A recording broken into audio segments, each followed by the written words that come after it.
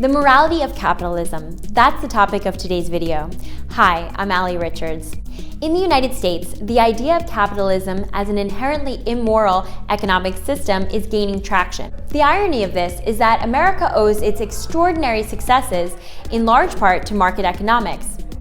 Some of the basic principles of capitalism have become so commonplace that they are often taken for granted. The current political climate has shifted to the point where even the word capitalist is now a pejorative in some quarters. The debate regarding economic systems will not subside soon, but there are important arguments in favor of a free market system that we should take into account. Of course, no one system is perfect, but it is important to weigh the costs and benefits of each approach. Firstly, capitalism saves lives. The pursuit of profit by the private sector encourages companies to develop safety standards and product quality that enhances their market reputation. Medical research is conducted by large companies that want to sell their products to hospitals and individuals all around the world, thereby benefiting the sick. The widespread availability of medicine in advanced countries allows the population to avoid and overcome diseases that would be devastating in poorer countries. The existence of infrastructure and transportation in a robust economy strengthens the ability of that society to respond to natural disasters effectively. For example, the consequences of an earthquake or hurricane in the United States is very different as compared to a third world country. The availability of reliable transportation to hospitals, more medical professionals, and treatments ensures that less casualties would occur. The very existence of more durable materials used in building would mean that a natural disaster of identical severity would have far different impact on prosperous countries. On average, freer economies make their people wealthier. Though not a capitalist society, the staggering growth of the Chinese economy happened as a direct result of that country's adoption of market reforms. According to the World Bank, these reforms have resulted in raising an unprecedented 800 million Chinese out of poverty in one generation. That's almost 3 times the size of the entire United States. Secondly, as alluded to before, the operation of capitalism creates wealth. In fact, this is the only system that actually produces wealth. All other systems spend what market economies create.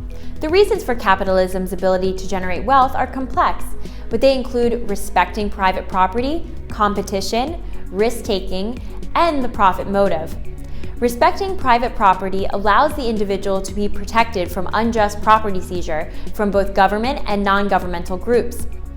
A competitive environment demands superior output from everyone involved and induces companies and workers to perform their best relative to their peers. This competition results in an overall higher quality of services at prices that are lower than they would be otherwise.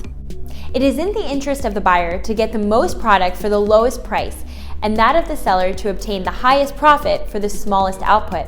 Since most businesses have competition, this tends to work in the interest of the buyer, as he would simply avoid items that do not meet his needs.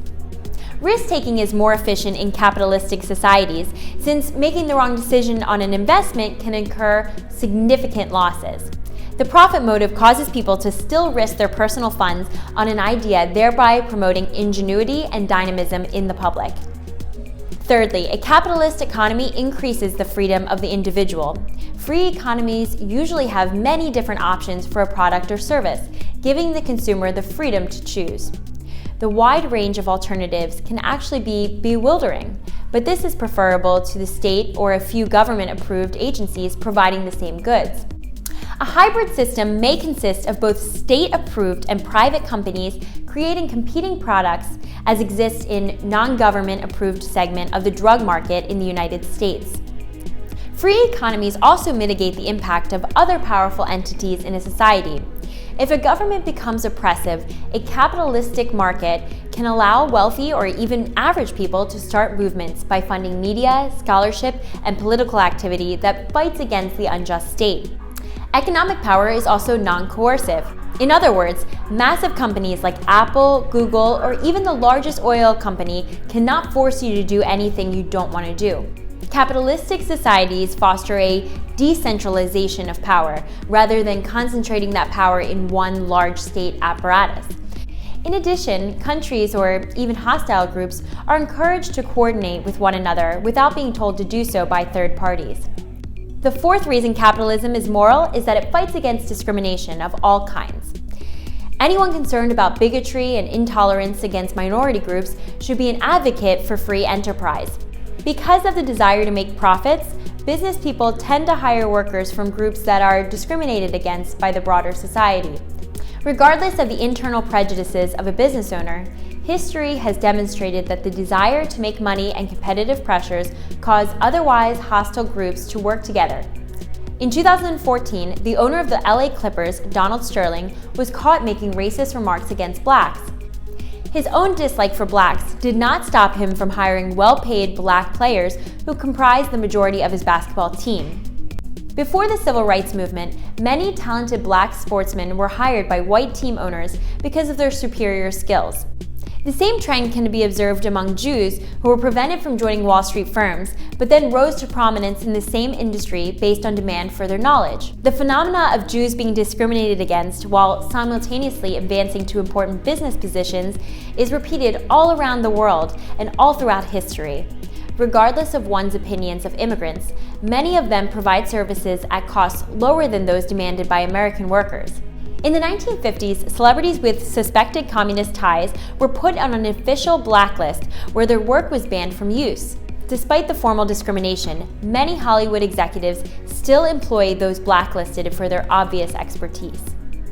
The fifth reason capitalism is moral is the impressive amount of charitable giving done by wealthy countries and individuals alike. Whether educational grants, health research, poverty-fighting initiatives, or positive religious movements, the affluent do a disproportionate amount of giving.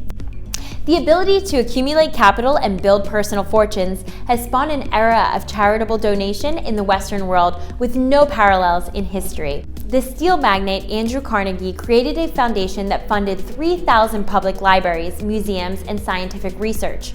Microsoft founder Bill Gates started the largest private foundation in the world, focusing on increasing access to technology, healthcare, and educational opportunities. Only big business can create big philanthropy, including the Rockefeller Foundation, Bloomberg Philanthropies, and even Facebook founder Mark Zuckerberg.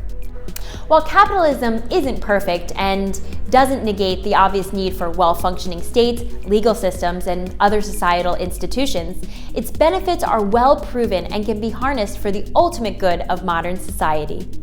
Thanks so much for watching. Don't forget to press the like button and feel free to share your thoughts in the comments section below.